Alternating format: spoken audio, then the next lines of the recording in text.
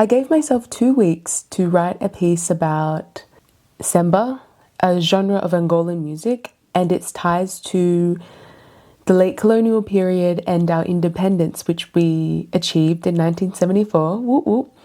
And, you know, I was learning so much about my history, political history, learning about a genre of music I love so much. And I was just like, 2 weeks is not enough to get the piece out in time for the Independence Day. I'm learning too much. I'm obviously emotionally invested. It's my history. And so I thought, okay, you know what? I want to get this piece as best as I can, and I'm just not there. I won't release it on Independence Day. I'll get it out as soon as I can. Then life got in the way. I had to move countries. I'm not fleeing or anything. Like I moved countries, things just got complicated, and I didn't get to finish the piece. Now, I believe in, even if you think something is shit, finish it and put it out there. But I just hadn't figured out what I'm trying to say with this piece, and I still haven't figured it out. But I thought I would present what I found so far about Semba, the beautiful genre, and its ties to the late colonial period, which I would say is 1961 to 1974. In my head, because, you know, I was born at a certain time. The 70s isn't that far away, but I know like a lot of people younger than me, they're like, oh, that's like ages away.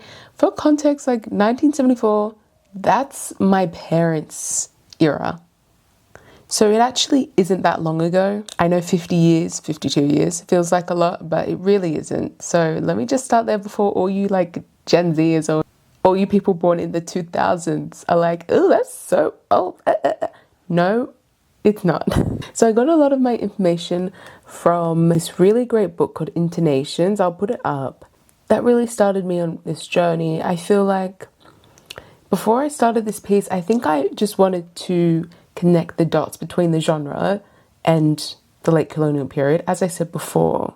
But it became so much more complex because you have to talk about the political history, what was happening at the time, and then you kind of get into this conversation about nation versus nationalism. Now, I know a lot of us hear nationalism and think like the Christian nationalism situation that is going on right now.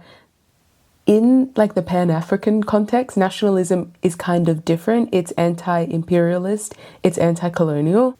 It's the same in Angola, basically. By the way, I'm not a poli-sci girl, so like leave it to them, leave it to the humanities degrees having people, but you get what I'm saying. And this relates to music because you've got the armed struggle going on in the late colonial period, that they were nationalist parties. But then you've got the idea of nation coming in through just like the everyday Angolans, the everyday people, the people you would see in the musecs, which is like Kasi's, like I guess the ghetto, like shanty towns, urban shanty towns, where people through music were kind of finding their sense of cultural pride.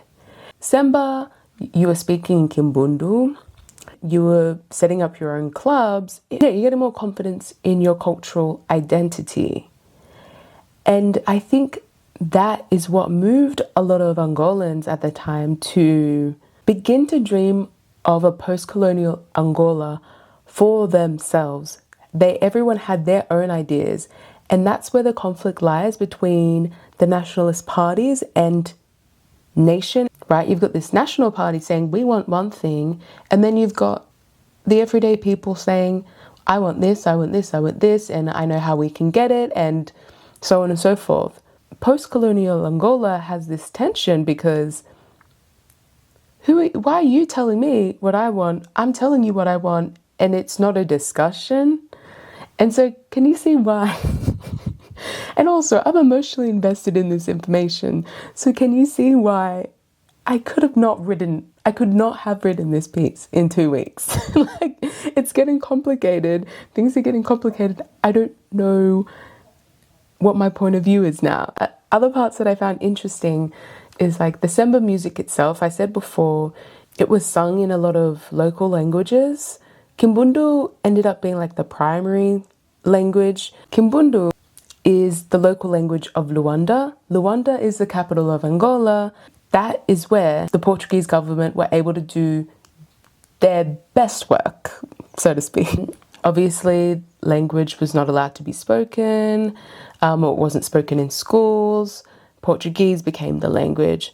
So now people are starting to speak Portuguese instead of their mother tongue, their real mother tongue. And so it became really powerful to hear the Kimbundu language and other Angolan languages sung in Semba. To hear your own language, it makes you feel empowered, it makes you feel strong. I don't speak Kimbundu, I don't speak Samoan, but when I do little words here and there, I feel strong in my own cultural identity. And hearing music made by your people in a club, run by your people, and hearing your own language, I mean, obviously you're going to feel strong in your cultural identity. That's what Semba did for our people. That's what the language did for our people. Now, what makes this interesting is that the music clubs in the ghettos, in the shanty towns, were surveilled in secret by the Portuguese secret police, who were concerned about the subject matter of some of these songs. And there are police files to back this up of them going into the clubs and getting people to translate the lyrics. This is a lot. Out of fear of there being songs that speak up against the colonial government, the Portuguese government at the time. It's so interesting, like, because there's so much I can say about that, because a,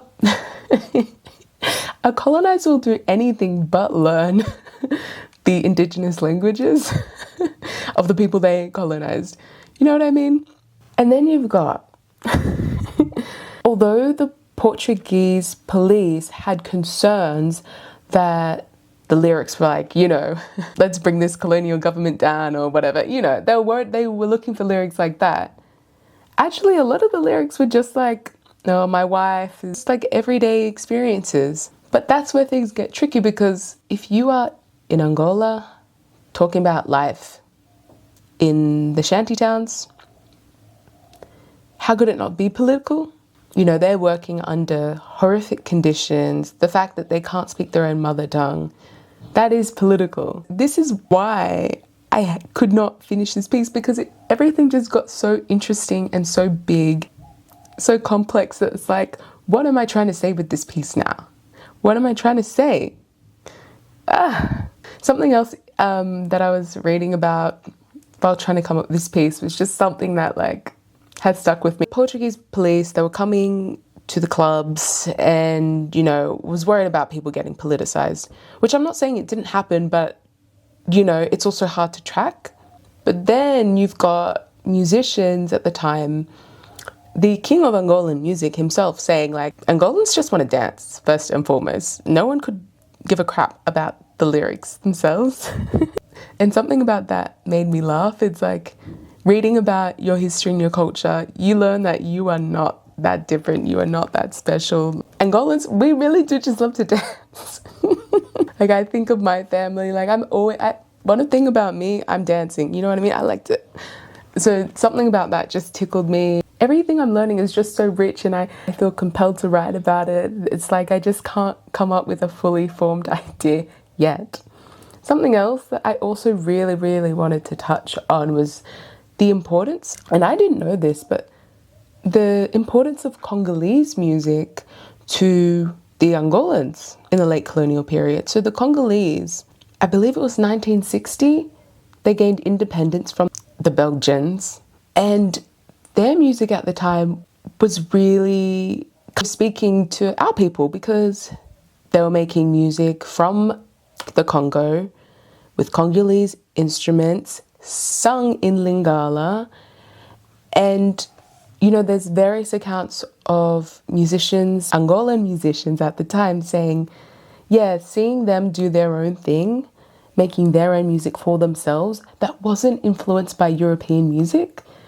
It was very empowering. It lit a fire under the Angolans, because we saw people who could do it, and we aspired to be like them. And I feel like that's really important for me to talk about, especially because what is happening in the Democratic Republic of Congo, you know, it breaks my heart. And I feel like as an Angolan, you know, they inspired us. We owe it to the Congo to say, fuck you, free Congo. Like, I want liberation for my neighbors. And, you know, at the end of the day, what are borders? You know what I mean? We have a shared history. There's no doubt. So yeah, I felt like it was really important to talk about that too. And again, this is why I say things got complicated, because I couldn't finish the piece because there's so much to say. Anyway, I feel like that is enough for now. I'm gonna keep working on the piece, and honestly, at this point, the way my life is going, things are getting busy, I'll probably have this piece done by next Independence Day, which is November 11th. I honestly feel like that's realistic. The piece keeps getting bigger and bigger and bigger, like. So yeah, these are things I've discovered and really loved to learn so far, and I thought I would just share that progress.